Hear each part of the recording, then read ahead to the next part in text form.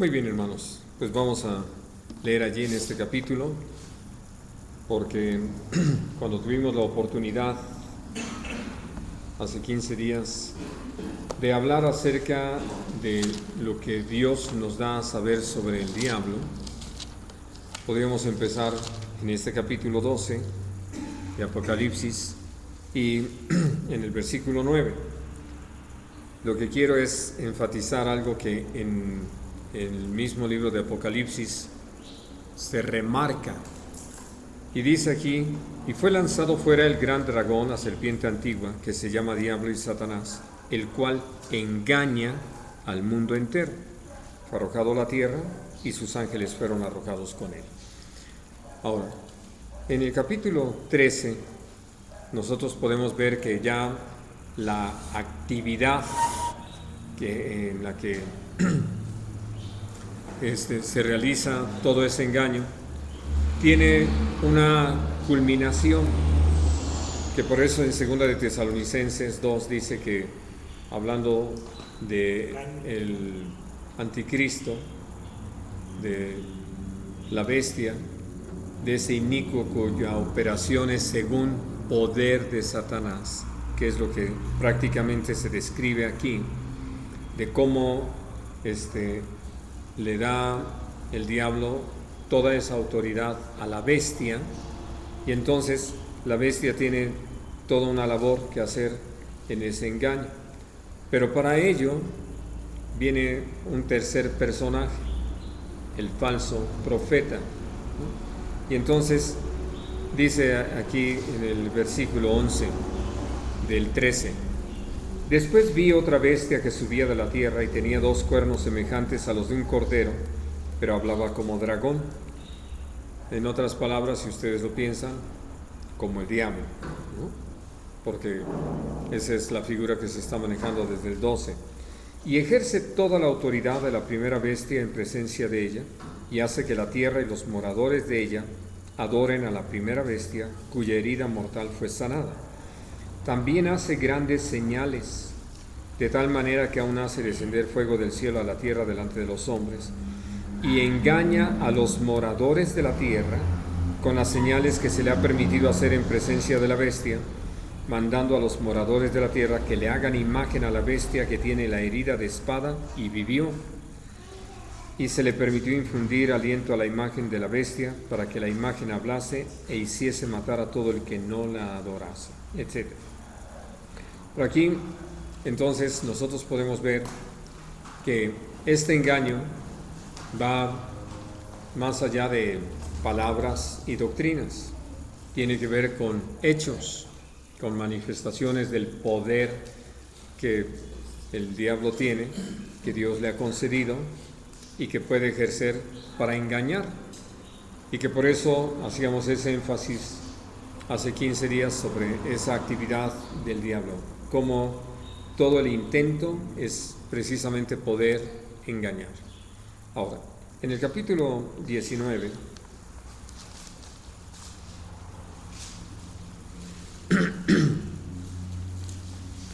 dice en el versículo 20: y la bestia fue apresada, y con ella el falso profeta, que había hecho delante de ella las señales con las cuales había engañado a los que recibieron la marca de la bestia y habían adorado su imagen. Estos 2 fueron lanzados vivos dentro de un lago de fuego que arde con azufre. Entonces, podemos ver algo muy importante que Dios nos muestra, que nos hace saber que fue lo que Juan vio en esa visión. Porque de repente, leyendo sobre todo en el capítulo 13, de cómo es que la bestia pudo hacer guerra contra los santos y vencerlos, y no se refiere a que pudo dominarnos para que nosotros pudiésemos negar nuestra fe en Jesús, ¿no? Ya hablamos de quiénes son los que terminan negando al Señor. Es gente que lo ha hecho prácticamente todo el tiempo y no se han fortalecido en el Señor para poder resistir todas las pruebas.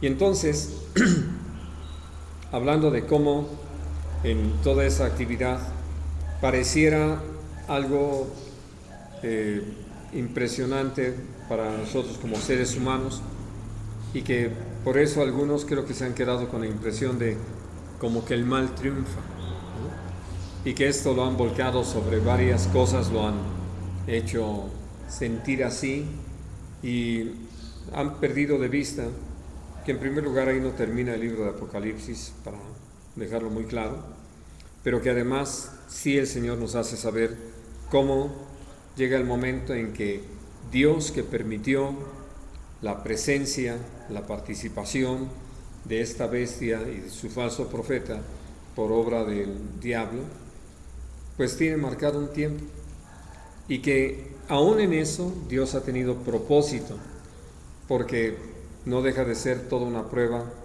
para quienes hemos creído y hasta dónde estamos dispuestos a vivir, porque como lo dice en el mismo capítulo 12, hablando de los creyentes, le vencemos porque hemos confiado en el sacrificio perfecto de Cristo, y otra cosa muy importante, porque no hemos estimado nuestra vida física como algo precioso a lo cual aferrarnos, sino que hemos estado dispuestos aún a perder la vida por causa del Señor. Entonces no tiene ahora sí que manera de espantarnos, y podemos caminar con esa firmeza y esa determinación, donde no es que estamos buscando sufrir, pero sí es que estamos dispuestos a que si al Señor le parece bien, pues vamos a sufrir, vamos a padecer por causa de Él. Y entonces, por eso es importante mirar cómo Dios nos hace saber que Él tiene, al igual que lo dice en el principio del capítulo 20, cómo hay toda una acción también contra el diablo mismo. Dice a partir del versículo 1: vi a un ángel que descendía del cielo con la llave del abismo y una gran cadena en la mano, y prendió al dragón, la serpiente antigua, que es el diablo y Satanás, y lo ató por 1000 años. ¿No? Y entonces, hablando de cómo, tiene todo ese poder el Señor, para que con un solo ángel lo pone en su lugar.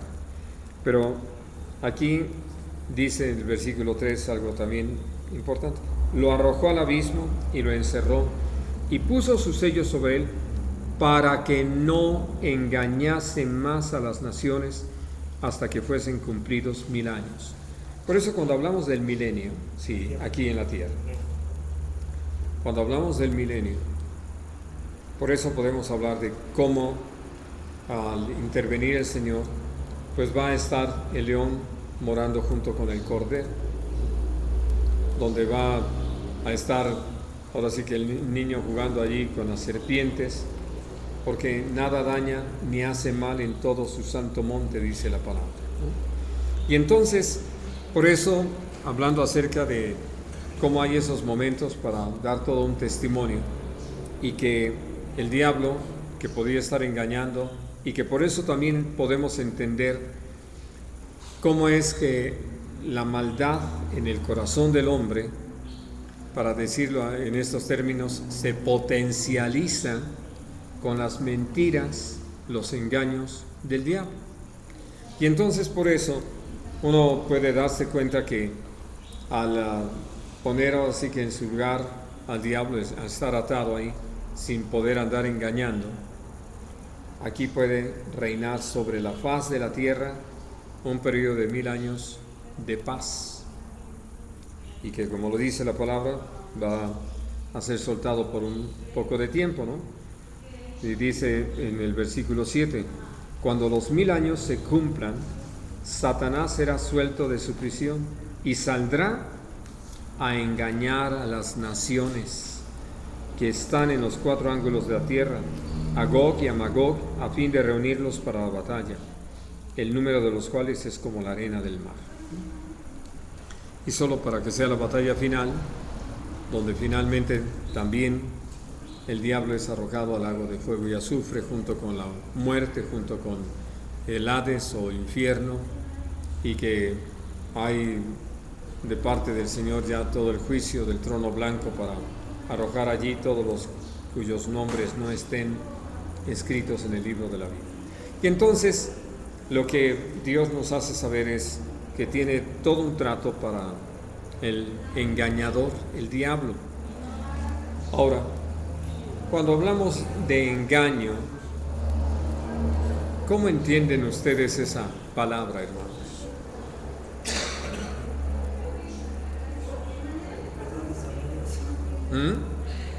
Verdades a medias. Toman de la verdad para poder engañar. En otras palabras, dicen una mentira. Como vemos hoy, tantísimas enseñanzas, tantísimas doctrinas falsas, que la gente, por no estar cimentada en la verdad, en Cristo, porque estaba comentando el hermano Gerardo, que hay tanta diario, aún en la internet, en libros, sacan doctrinas para distorsionar el evangelio y para engañar. Bueno, y sobre todo creo que si hablamos ya de una situación como esta que está mencionando Ricardo, uno dice a la luz de la palabra, no hay razón de hacer tantos libros, ¿no? Pero nosotros vemos que siguen sacando y promoviéndose. Tenía la oportunidad de ver una predicación que nos pidieron que escuchásemos por una advertencia que hacen allí. Y entonces el hombre que está hablando, que además lo presentan como un doctor en teología y que graduado de acá y de allá, entonces él está hablando, menciona varias cosas, muy en forma, puedo decir, hasta desagradable, porque no creo que necesite usar los términos que él usó para descalificar a las personas. Basta con que les llame impíos o les llame perversos o les llame engañadores, pero no usa hasta palabras que realmente rayan en los soez. Pero una vez que ya planteó varias cosas, llega el momento en que dice, como escribí en tal libro, que lo pueden encontrar en la biblioteca, ¿no? Y como escribí en este otro libro, que lo pueden encontrar también aquí en la librería, y como escribí y entonces pues pura publicidad, ¿no? De una lista larga de libros que él ha escrito y todo. Y uno dice, si ya esos temas realmente han sido tocados y están en los libros, ¿cuál sería la razón de hacer algo más? Sé que en parte es que alguno no está conforme, disiente de lo que otro dijo, entonces escribe algo para manifestar su inconformidad o aquello en lo que considera que no se abordó bien el tema, no se ahondó lo necesario, en fin. Pero ya ha habido otros, y entonces llega un momento en que algunos empiezan, según esto, a descubrir algunas palabras y las explotan en la Biblia y lo hacen todo un libro para poder finalmente hacer negocio. Y es por eso que, aparte de todos los que están interesados en promover falsas doctrinas, porque hay, el Señor así los llama y así necesitamos ubicarlos, engañadores, es decir, gente que su interés es engañar y que naturalmente uno puede entender que fueron engañados, y por eso el apóstol Pablo, cuando escribe sobre este tema allí en 2 de Timoteo, lo dice, ¿no? Esos van engañando y siendo engañados. Y entonces, por eso es que de repente uno ve que a lo que empezaron a decir ya le añadieron otras cosas, o inclusive hasta llegan a decir cosas que contradicen lo que primero decían. Pero bueno, y entonces, por eso cuando hablamos de un engaño, hablamos de alguien que está planteando algo falso, mentiroso. Y entonces, que la intención de la mentira no solamente es como llegan a hacerlo los niños, ¿no? Que a veces mienten sobre si hicieron o no hicieron para evitar un castigo. No, aquí la intención es poder atrapar en esa mentira a la gente haciéndola o presentándola como una verdad y además necesaria en la vida de la gente. Y entonces por eso podemos ver que lo que el diablo ha hecho es buscar minar nuestra fe en Dios, nuestra confianza en su obra, en lo que Él ha hecho a favor nuestro y lo que esto ha traído como resultado en nosotros, de cómo esto nos ha transformado, nos ha hecho gente nueva. Y entonces quiero pedirles que recordemos algunas cosas a la luz de la palabra. Si ustedes necesitan plantearlo, pueden hacerlo desde cualquier ángulo, porque realmente podemos empezar por cualquier pasaje y vamos a llegar a la necesidad de mirar los demás. Pero quise escoger el de Juan 3:16 por ser un pasaje tan conocido, ¿no? Donde lo que nosotros aprendemos de parte del Señor en esas palabras que nuestro Señor Jesucristo pronunció es como el propósito de Dios que Él había preparado desde antes de la fundación del mundo era tener un pueblo para Él, y para ello era necesario salvarnos de la condición en la que los hombres nos encontramos, sin Dios, sin esperanza. Y entonces, por eso nuestro Señor Jesucristo fue enviado por nuestro Padre Celestial para salvarnos, ¿no? Que por eso todo aquel que cree, como lo hemos hecho nosotros, tenemos por la fe en nuestro Señor Jesucristo vida eterna. O como lo dice el capítulo 2 de Efesios, ¿no? Allí en el versículo 8, y le agregaremos el 9 para completar el mensaje, que nosotros somos salvos por gracia, mediante la fe. Y esto no es algo que nace de nosotros, o se ejerce, o se inicia, lo generamos nosotros, sino que viene de parte de Dios, es un don de Dios, ¿no? Para que nadie de nosotros presuma, se gloríe o hable acerca de que como yo busqué y busqué hasta encontrar. La verdad es que nadie busca a Dios. Es Dios el que vino a buscarnos y a salvarnos. Eso es lo que Jesús dijo claramente. Yo vine a buscar lo que se había perdido. Y entonces, al poder participar de esto, hay algo que empieza a suceder en nuestra vida. Y es lo que dice 2 de Corintios 5:17, que ya al estar en Cristo somos hechos una nueva creación, como las cosas viejas pasaron y que todas son hechas nuevas.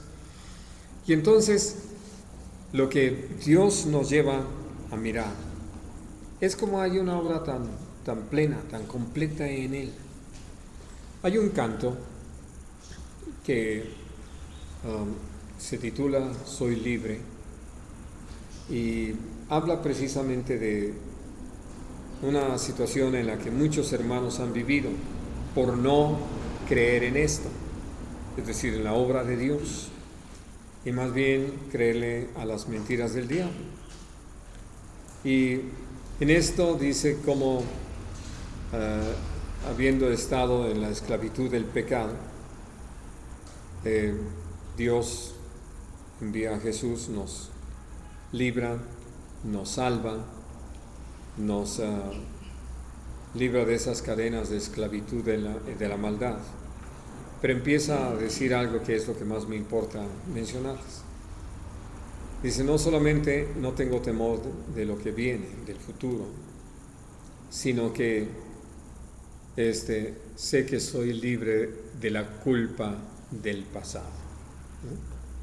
Ahora, ¿por qué de veras esto es así tan importante? Porque uno puede ver a tantos hermanos arrastrando su pasado, y no que no haya consecuencias, como hemos tenido la oportunidad de estudiarlo a la luz de la palabra, sino que aquí el problema más fuerte tiene que ver con el hecho de que la gente cree que lo que está viviendo o sufriendo, o de las cosas que le pueden acontecer, que podemos calificar de malas, de adversas, de aflicción, son por lo que hizo en el pasado. Y eso no es así. Esto es lo que necesitamos entender. Pero este es uno de los engaños del diablo. Y puedo decirles, esto es algo que es muy inhabilitante para los creyentes. Naturalmente. Pero voy a casos más particulares. Hemos tenido la oportunidad de trabajar con varios hermanos, padres de familia, que la razón por la que están tolerando el mal comportamiento de sus hijos es porque yo me acuerdo de cómo yo era y yo me acuerdo de lo que yo hice, ¿no? Pues es toda una ofensa estarse acordando de eso, algo que ya Dios perdonó, que ya está bajo la sangre de Cristo, que para el Señor es un asunto resuelto, porque Él ya nos justificó de nuestros pecados. Y entonces darle lugar a eso es tanto como prácticamente despreciar lo que Jesús hizo a favor nuestro. Por eso es que nosotros necesitamos vivir hoy. Y Dios habla de esto abundantemente en su palabra. No traigan a la memoria las cosas pasadas, ¿no? Olvidando ciertamente lo que queda atrás, prosigo al blanco, al premio de la soberana vocación de Dios en Cristo Jesús. O simplemente lo que Jesús dijo, bástele a cada día su propio mal. Para vivir cada día. Hoy es el día de salvación. Hoy es el día que Dios ha creado para que nos gocemos en Él. Y entonces todo esto lo dejamos de lado, precisamente porque no le creemos a Dios. Y sí le creemos a las mentiras del diablo. Y entonces vivimos de acuerdo a eso, en vez de vivir en esa plenitud del Espíritu a la que Dios nos ha llamado, ¿no? Y que eso es lo que nos detiene de poder recibir lo que como hijos que somos ahora por la fe en Cristo Jesús está preparado de parte de nuestro buen Padre Celestial para nosotros. Y nos limitamos. Y ustedes lo deben haber escuchado. Es que no soy merecedor, ni al caso. No hay razón de usar una cosa como esta. Miren, tenemos en nuestra propia vida la enseñanza, porque todos nosotros, a menos que alguien pueda levantar la mano ahorita y decir que no es su caso, todos nosotros somos hijos. Tuvimos nuestros padres, ¿no? No pudimos llegar a esta tierra de otra manera. Por eso le digo, a menos que alguien levante la mano, yo no soy un aparecido, ¿no? Pero la verdad es que todos somos hijos. Ahora, ¿qué hicimos como recién nacidos para ganarnos el derecho de que nuestros padres nos cuidaran, nos alimentaran, nos vistieran, nos instruyeran? Entonces, ¿qué teníamos que hacer? Dejarnos querer, ¿verdad? Simplemente recibir, porque somos hijos. En el reino de los cielos es igual, somos hijos. Y entonces por eso es que el Señor nos llama a que caminemos como hijos de Él. amén, Hijos de luz, de verdad, hijos de Dios que somos. Y que entonces recibamos lo que Él ha dispuesto desde un principio, desde antes de la fundación del mundo. Porque Él desea que nosotros disfrutemos de todo lo que Él tiene dispuesto para que vivamos una vida victoriosa, abundante, santa, limpia, donde por creerle a Dios y rechazar las mentiras del enemigo, podamos entonces caminar con esa certeza.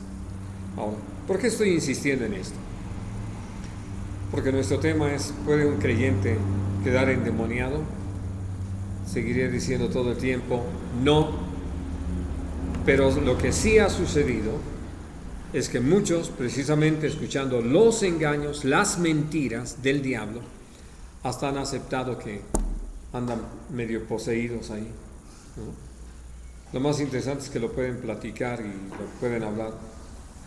Ni siquiera se han detenido a considerar el hecho de que no podrían hacerlo.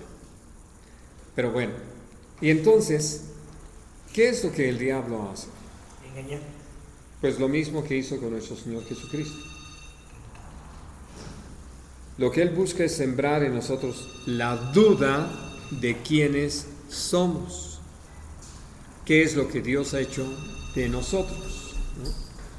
Y entonces hay un pasaje que me encanta por su contenido, que es el de Tito capítulo 3. Lo quiero leer para no omitir ninguna de las palabras. Dice el versículo 4: pero cuando se manifestó la bondad de Dios nuestro Salvador y su amor para con los hombres, nos salvó, no por obras de justicia que nosotros hubiéramos hecho, sino por su misericordia, por el lavamiento de la regeneración y por la renovación en el Espíritu Santo, el cual derramó en nosotros abundantemente por Jesucristo nuestro Salvador, para que, justificados por su gracia, viniésemos a ser herederos conforme a la esperanza de la vida eterna. Ahora, ya que lo tienen allí a la mano, díganme ustedes, ¿cuántas cosas dice allí de nosotros?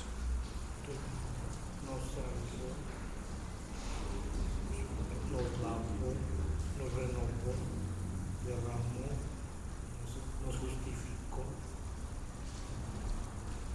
Bueno, ya que lo está planteando así aquí Rick, pues léanlo en 1 Corintios capítulo 6, ¿no?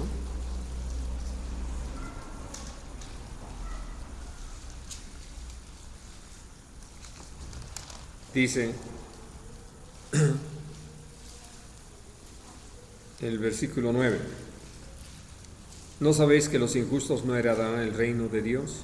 No erréis, ni los fornicarios, ni los idólatras, ni los adúlteros, ni los afeminados, ni los que se echan con varones, ni los ladrones, ni los avaros, ni los borrachos, ni los maldicientes, ni los estafadores heredarán el reino de Dios.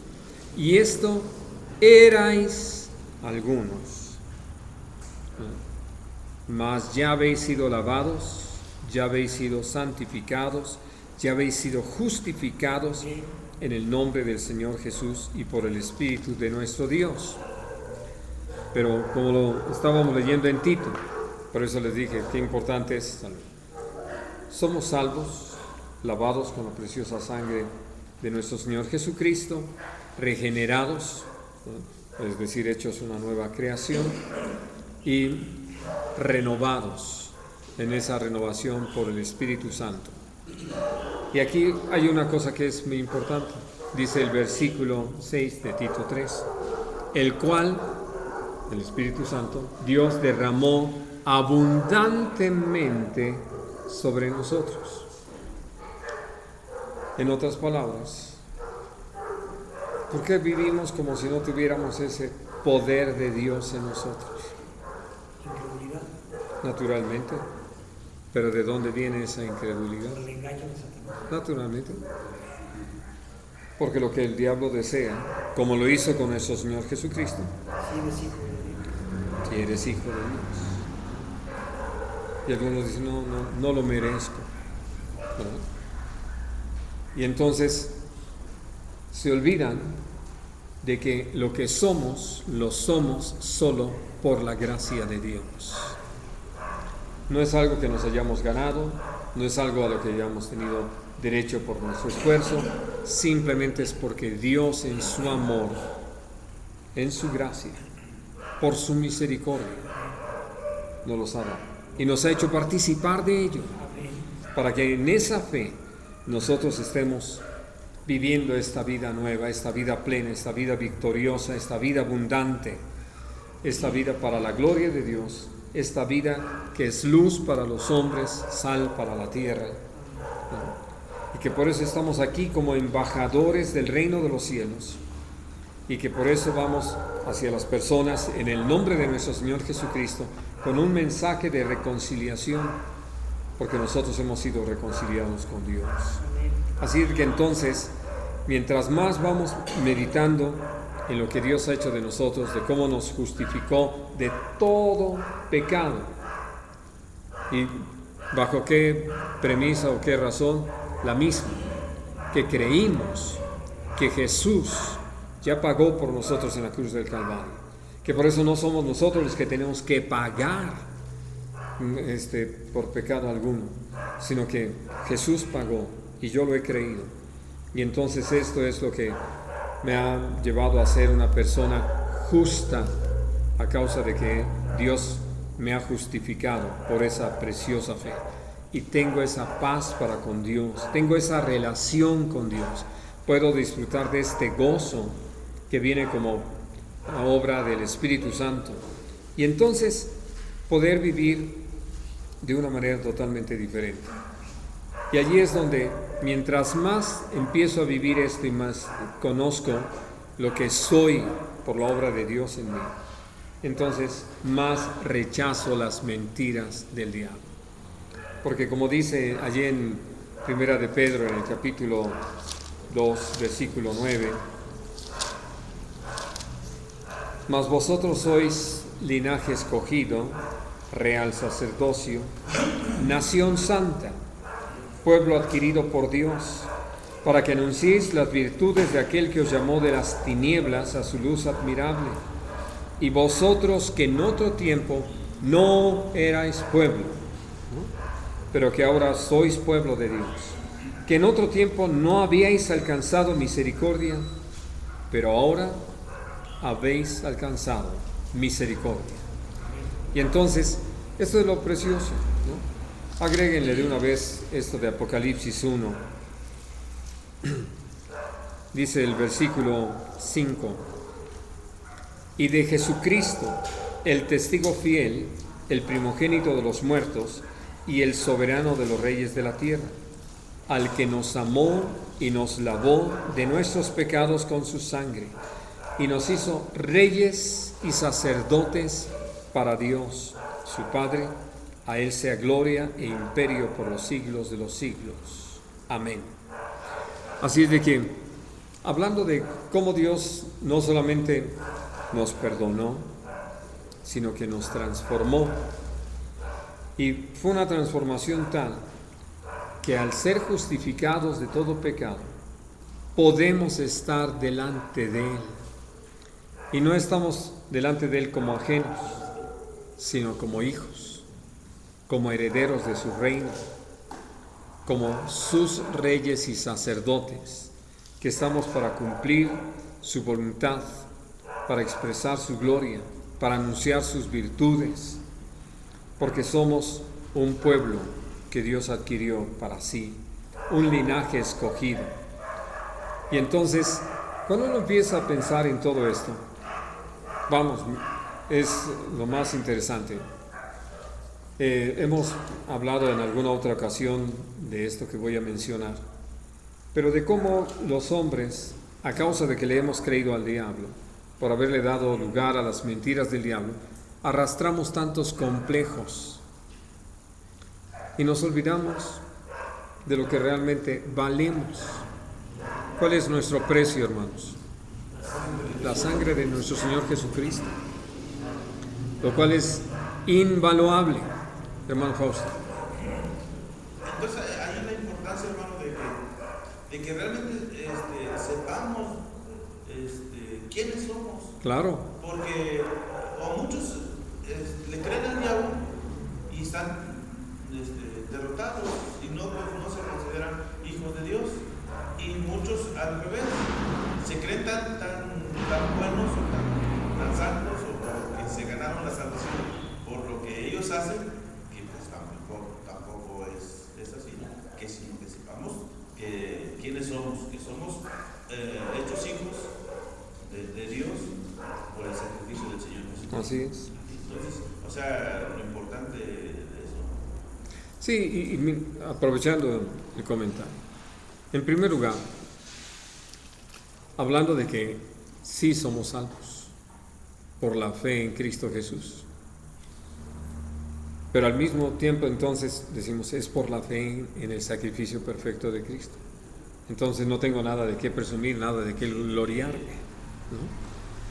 Eso me sirve precisamente para mantenerme humilde delante de Dios, no dar lugar a la soberbia, no pensar que aún lo que Dios me permita hacer, los frutos o el resultado que se pueda dar a través de mi vida, es el resultado de mi esfuerzo, de mi trabajo, ¿no? De mi mucho ayuno y de mucha oración y de mi mucho estudio de la palabra y de mi mucha ayuda a los pobres y cosas así, ¿no? Para nada. Es por la pura gracia de Dios. Porque finalmente, ¿qué puedo dar sino lo que he recibido? ¿Y qué tengo que no haya recibido? Bueno, y entonces, por el otro lado, hablando de por qué algunos han llegado a aceptar las mentiras del diablo y a poner en tela de juicio su salvación, pues porque no atienden a todo esto de igual forma. Y entonces aceptan que alguien venga y les diga, no, pero te hace falta. Sí, ya sé que ya creíste, pero además tienes que hacer esto. Y entonces, por eso dicen, tienes que romper con las maldiciones generacionales, ¿no? O tienes que guardar la ley. Y así están las iglesias. Así es. Porque si ustedes lo examinan, por eso les hablaba yo de los complejos, ¿no? Debido a que hemos aceptado esos engaños del diablo que nos han llevado a tener tan pobre imagen de nosotros y que digamos a tener una expresión, miren, ayer lo escuchaba y se me pasó a hablar con el hermano de quien lo escuchaba que decía, es que no somos nada delante de Dios. ¿Han leído ustedes algo así en la Biblia? Nunca, ¿no? Eso es tanto como despreciar lo que Dios ha hecho de nosotros. Y no estoy hablando solamente ya de nosotros como salvos, sino en general del ser humano, ¿no? Es muy diferente que nada pueda yo hacer de mi propia cuenta que valga la pena, que pueda permanecer, ¿no? A decir que yo no soy nada. Para decirlo en otros términos, entonces ¿para qué se ocupa Dios de mí si no soy nada?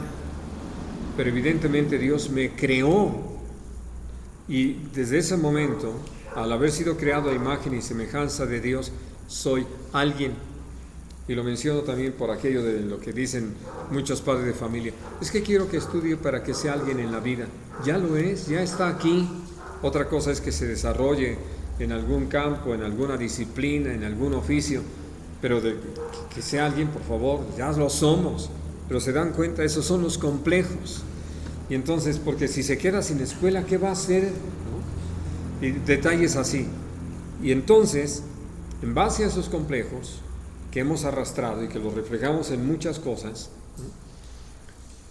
Viene dentro ya de la vida cristiana otra vez el diablo para aprovechar esas situaciones y para decir, ¿a poco crees que Dios iba a poner sus ojos en ti, ¿no? Como para salvarte? No, échale ganas, tienes que ganártelo, ¿verdad?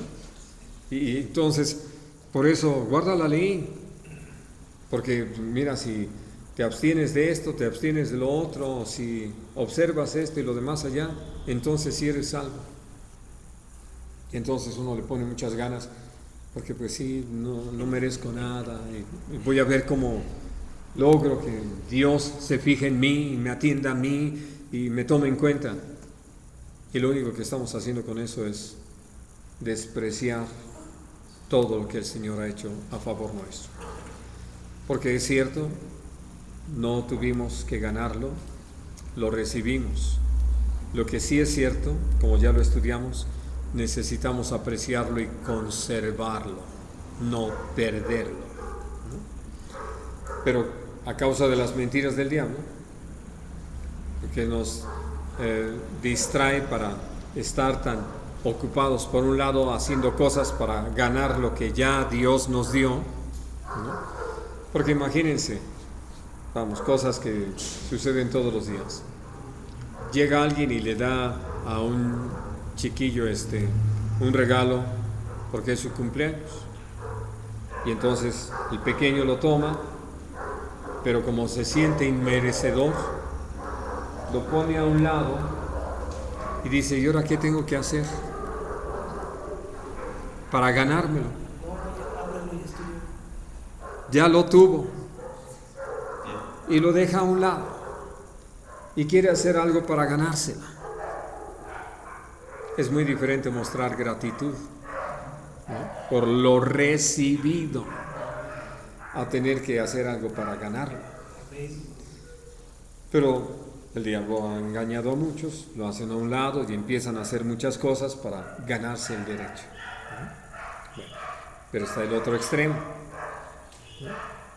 De como ya todo está, me olvido de que eso que recibí, y vuelvo al regalo del niño, si realmente lo aprecian, lo cuidan, lo conservan, ¿no?, lo guardan, no lo abandonan, no lo descuidan, no lo olvidan. Y entonces, esto es lo que nosotros podemos ver que ha sido en una forma parabólica, lo que ha sucedido en la iglesia con los creyentes, que en un extremo en el otro. Y ambas se han introducido en la iglesia como falsas doctrinas a través de falsos o engañadores, y que ellos a su vez fueron quienes le dieron oído a las mentiras y engaños del diablo. Y en medio de todas esas mentiras está el hecho de que se han olvidado, como puede uno seguirlo leyendo ahí en primera de Corintios capítulo 6, que nuestros cuerpos son templos del Espíritu Santo. ¿Cómo podría el Espíritu Santo estar en nuestro cuerpo? ¿Cómo es que fue posible que pudiera el Espíritu Santo venir a habitar en nosotros, hermanos? Lo que le dijo a Nicodemo, el viento sopla donde quiere y él sabe dónde viene. Así es todo aquel que es nacido del Espíritu. No. La pregunta es, ¿cómo es que pudo el Espíritu Santo venir a habitar en nosotros, en nuestro cuerpo, y convertirlo en su templo? Por Cristo.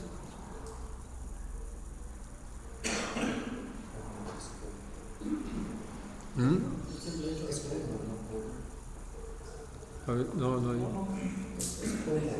Sí, la pregunta es ¿cómo? No, eso es cuándo sucedió, no es cómo.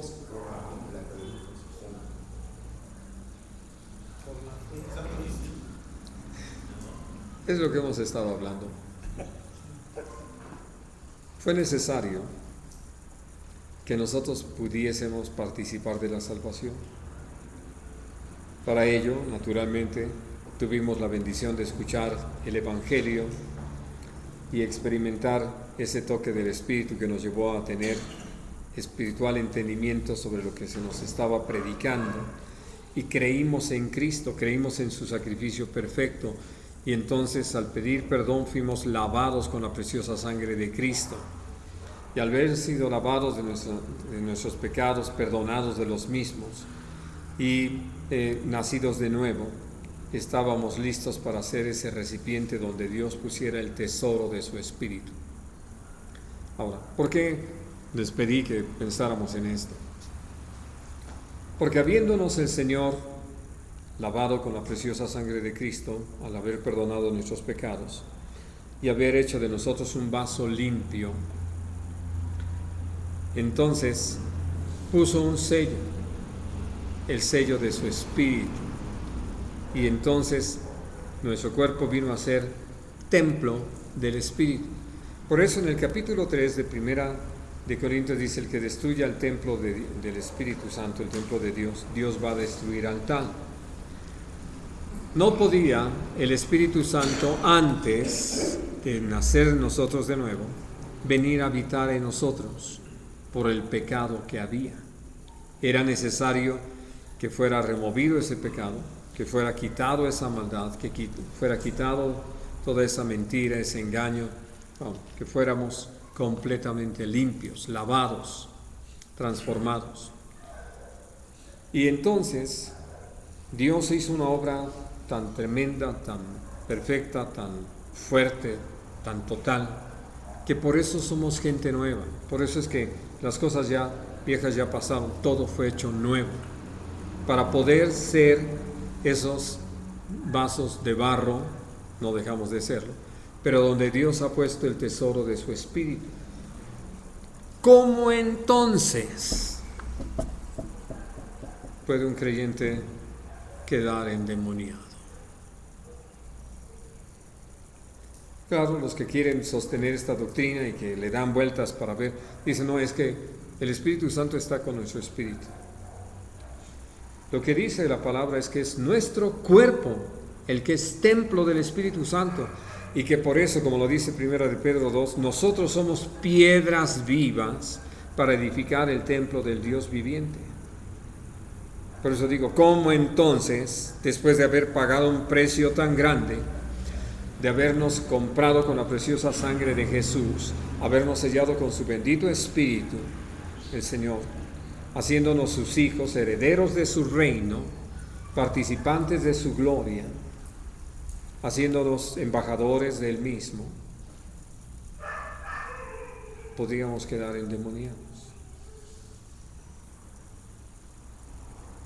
Lo que sí podemos hacer, porque Dios no nos ha quitado nuestra capacidad de decidir, nuestra voluntad, es tomar malas decisiones y dar lugar al pecado, pero no ser poseídos. Ese es un absurdo, un total absurdo. Entonces, entonces un creyente, aún cuando se apartare de Dios, no puede ser poseído. No. De pertenencia. Así es. Si se arrepiente, regresa. No, naturalmente sí.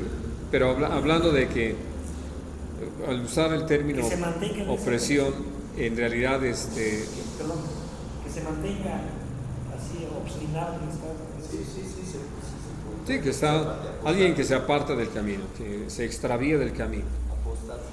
No, ya se apostata, pues ya ni caso tiene, ya está perdido. Pero me refiero a que alguien que se aparta, practica el pecado y todo, no deja de ser hijo. Es un mal hijo, se está portando mal. Como el hijo pródigo. Como hijo pródigo. Pero Volviendo en sí. no está poseído. Que a algunos les gustaría tener esa disculpa, ¿no? Y decir, pues es que yo no quería, pero todos los demonios que se fueron metiendo pues me llevaron a hacer esas cosas. No es cierto, porque entonces Dios no nos tomaría cuentas, no nos llamaría al arrepentimiento. Hermano, se me viene a la mente cuando dice que encuentra la casa limpia y va por otros 7. Sí, pero eso de alguien que ha quedado recién liberado de una posesión demoníaca. ¿Y cómo encuentra la casa? Vacía. Exactamente. Está lleno del Espíritu. Amén. Y con Cristo gobernando en nuestro corazón, ¿no? En estos días hablaba con un familiar y bueno, él dice que sí cree en el Señor, no ha tenido un caminar con Dios, pero hablaba de esto, ¿no? De que una vez estaba con su mamá, su mamá conoce a Cristo, es cristiano, y decía que un día un demonio se posesionó de él, y decía, no, yo me empecé a encender con mi mamá y esto. Le digo, no quieras tapar tu pecado. O sea, ahora sí que le echaba la culpa al demonio. Y le digo, ¿y tú te acuerdas de todo lo que hiciste? Sí. ¿Cómo? Pues entonces, si estabas poseído, ¿cómo te acuerdas? ¿No? O sea, es algo que ya sí quedaba así como que muy pensativo. Le digo, no, o sea, algo que es muy claro es eso, ¿no? Que a veces nuestro pecado lo queremos tapar. Es que fue el demonio el que me dijo, órale, échate un... Sí. Y así cosas. Le digo, no, ¿quieres tú tapar tu pecado? Le digo, si tú recuerdas eso, no estabas poseído, eras tú. Naturalmente. Estabas faltando al respeto, ¿no? Sí, sí, sí. Una vez me preguntaron algo parecido en relación a eso, porque los de la liberación piensan que todo pecado es porque están endemoniados. Así es. Yo les decía a una persona le decía esa es una forma de justificar el pecado. ¿Por qué? Porque el pecado, para que sea pecado, tiene que ser con conciencia.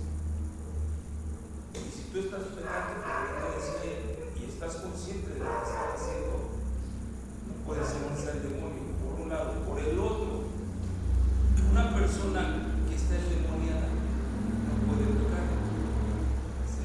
Digo, en un sentido, ¿por qué? Porque el que está haciendo las cosas tiene que ser demonio, esa persona que no está libre de eso que está haciendo, porque no lo está haciendo consciente. Si hablamos del pecado de conciencia, esa persona que supuestamente está poseída no tiene conciencia de sí, no está pecando en un sentido. Sí. Entonces, digo, eso echa por tierra toda esa doctrina de la Y algo más que podemos agregar, porque hablando acerca de la actividad de los demonios y su forma de actuar en el ser humano, no necesariamente todos están como el Gadareno. Hay quienes solamente están mudos, sordos, ciegos, y que esto habla de que están poseídos. La prueba en ese sentido, y sobre todo en este tiempo, es que aunque les hagan exámenes con el mejor tomógrafo y las pruebas más exhaustivas que la medicina tenga, no encuentran nada que esté causando ese mal, ¿no? ¿Un mudo está endemoniado? ¿Mande? ¿Los mudos son endemoniados? No, Ah, por favor. La epilepsis, Puede haber gente poseída, como puede haber gente con simplemente daño cerebral, ¿no? La epilepsia. el Nuevo Testamento habla de eso, ¿no? De un chico, sí. Ahora, vi un programa que estaban pasando, creo que de la que se llama, pasando en el 40, estaban diciendo, en relación a que el Vaticano mandó a algunos exorcistas a los. Pero estaban diciendo, nosotros no exorcizamos a cualquier persona. Y dije, bueno, creo que en ese sentido, ¿qué te parece? Creo que nos están dando una enseñanza en relación a eso, porque nosotros para hacer un exorcismo tenemos que estar seguros de que sí están en espíritu. Entonces, ¿qué hacemos? Primero, ya mencionaba, nos mandan al psicólogo o a cosas así para ver si no tienen problemas físicos, ¿Verdad? Sí. que voy a llamarlos así. Psicosomáticos. Exactamente. Entonces, cuando ya nos damos cuenta que sí están poseídos, entonces cuando intervenimos, o sea, me quedo eso como algo que digo, pues, creo que tendríamos que tener cuidado nosotros, porque a veces, por ejemplo, dentro del pueblo cristiano, llega una persona, tiene una crisis de nervios o de, qué sé yo, y como ahorita se convulsiona porque tuvo mucha temperatura, se convulsionó, ya pensamos que ese está enfermo. Tenemos que tener cuidado. Naturalmente. Pero miren, no necesitamos seguir ese proceso. Digo, ellos con eso manifiestan que no conocen lo que nosotros tenemos la bendición de conocer. Lo que sucede cuando estamos caminando en el Espíritu, como lo podemos leer en los Evangelios, al presentarse Jesús en determinados lugares, simplemente la pura presencia de alguien caminando en el poder del Espíritu Santo, se manifestaban los demonios, ¿no? Donde hay demonios, donde no hay, pues no. Entonces, ahora, hablando de que hubo toda una actividad de nuestro Señor Jesucristo en ese sentido, de echar fuera demonios, de endemoniados, tanto que por eso dice, le traían los endemoniados, no era algo que, yo vengo para que me echen fuera unos tantos, ¿no? Porque ya saben que cuando se armaron esas clínicas de liberación, empezaron hasta a decirle, a ver, casi un examen de iris y te digo cuántos traes. Y les encontraban allí de 170, 160. Sí. Sí. Quiero compartir esto con el testimonio, no sé si me será, me invitaron a compartir unos 15 años. Y al estar ya me dieron el lugar, y al estar ya compartiendo, se empieza a convulsionar un joven, pues casi como una mujer, más o menos. Bueno, ya se empezó a convulsionar muy feo. Y empezaron, y llegaron los de ahí del templo de yo creo Gutiérrez o no sé qué sea, pero ahí llegaron y le estaban haciendo liberación. Y luego ya como estaba psiquiatra y así, haciendo muchas cosas, llegaron que ahí lo tenían allí. Yo estaba así como usted y ellos estaban así. Y la gente estaba así, ya veían así los partidos que estaban viendo qué estaba pasando. Entonces, vino ese sentir aquí en el corazón y les dije, esto que está pasando no es completamente grave, puede ser lo que cierran sus ojos, clamen a Dios, porque tenemos que hay gente De todo. de todo. Pero ustedes saben clamar a Dios como sepan, clamen a Dios, porque esto no es. Que él tenía como una situación personal, ¿saben? Muchachos, ya hasta se habían sacado sangre todo el lado, así ya estaba muy mala la situación. Y el pastor andaba por afuera, no se quería hacer nada. Y bueno, ahí lo tenían, era un espectáculo. Y entonces Jesús puso a mi carga en el corazón, se me acercó y les dijo, dejen.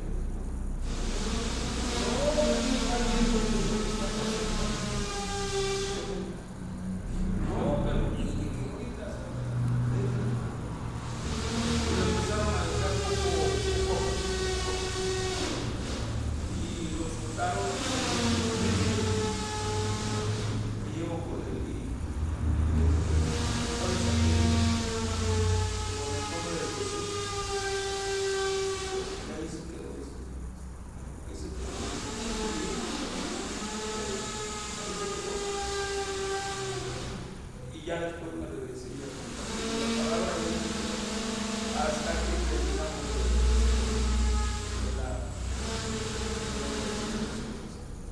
ya cuando terminamos el rato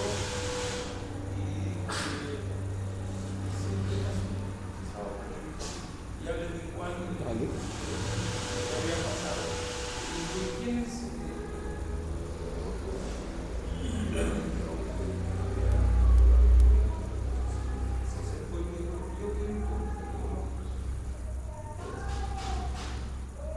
Una experiencia que digo porque usted acaba de decir que cuando cualquiera de nosotros que llevamos la autoridad de parte de Dios no necesitamos mucho gritar, sino simplemente queremos dar.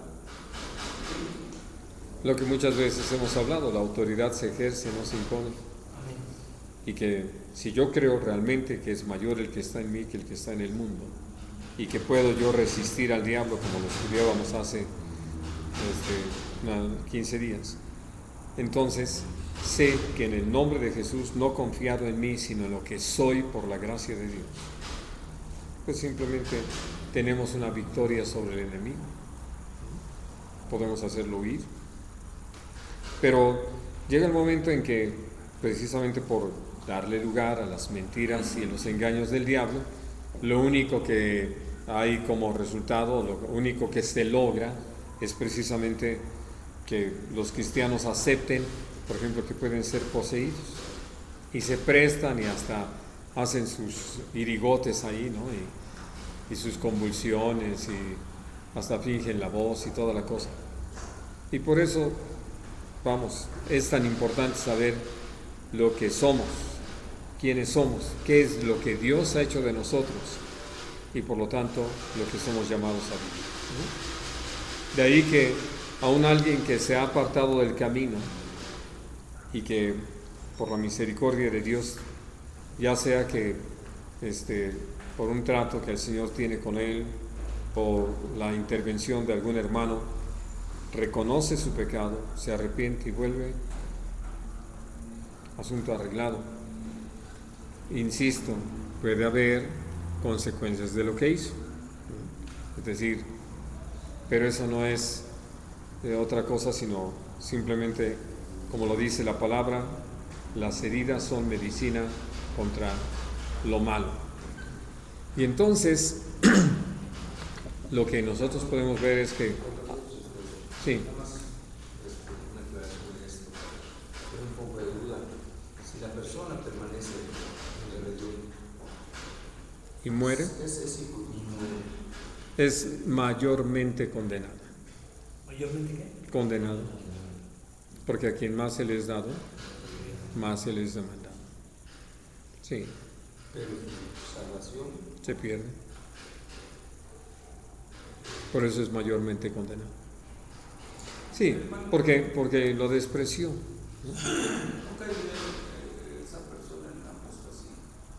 Naturalmente, para llegar a una situación así, sí. Negar la tumba. O simplemente Dios ya no le dio tiempo. Dios dijo hasta aquí y no estaba listo y Hay unas personas que fueron cristianas, iban a la congregación donde y en un tiempo como fiebre, todas estaban, se fueron al judaísmo. Siempre he pensado que regresar, naturalmente regresarse, son apóstoles. van en ese camino. Porque el problema de estos, o sea, de una doctrina como esta de los judaizantes modernos, es llevar a la gente a confiar en lo que la gente hace, no en lo que Jesús hizo. Por eso les dije, es tan diferente entender que la salvación que Dios nos ha dado es algo que nos ha dado y nos llama a conservarlo, ¿no? A ocuparnos en ello, como lo dice el Señor, con temor y temblor. ¿Por qué? Porque podemos perderlo. Pero otra es decir, es que aparte de esto, necesito hacer otra cosa. Entonces prácticamente estoy desplazando de mi vida. Por eso Pablo usa esa expresión, ¿quién los fascinó para no obedecer a la verdad? ¿No? Y entonces les dice, ustedes que se quieren justificar por medio de la ley, se han desligado de Cristo y de la gracia han caído. Entonces prácticamente están en el camino de la apostasía, están en el total y terrible peligro de perder su salvación. Y están, como decía usted, una vez más han creído las mentiras de Dios. Así es. Porque fueron engañados. Y una cosa que en este caso podemos decir, como en general las doctrinas que se predican en la palabra, es el uso incorrecto, torcido de la Escritura, que el apóstol Pedro escribe sobre ello. Dice, los inconstantes e indoctos tuercen para su propia perdición. Así es. Muy bien, hermanos.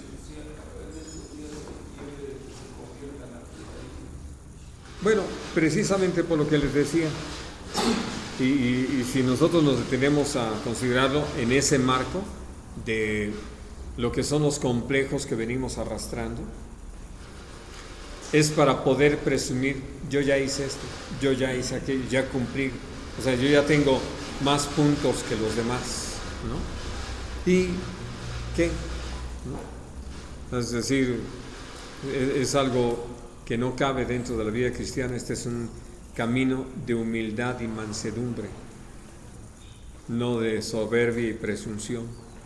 Estoy acordando que ahora en Semana Santa, esas personas que le comentan, iba acá desde, creo que en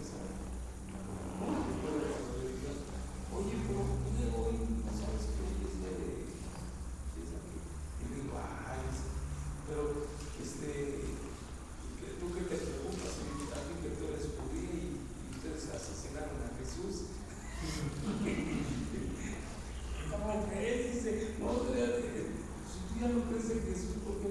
es que ahora es día de Dios, claro. Sí. Pero ni siquiera saben lo que Sí, lo que sostiene. solamente se han fascinado, como el Pablo, se fascinaron y yo lo he dicho en mi vida personal, me gusta conocer la cultura hebrea, sí me gusta conocerla, pero no tengo convicción de que no el judaísmo No es el camino. Exactamente. No, yo estoy convencido de Jesús y me gusta conocerla, no sé, me llama la atención saber algo de eso, pero nada más está ahí como algo histórico. Yo de entre la Jerusalén y la Jerusalén prefiero la nueva. Sí. ¿Ibas a decir algo más, David? ¿No? Ok. Pues vamos a dar gracias, hermanos, a despedirnos.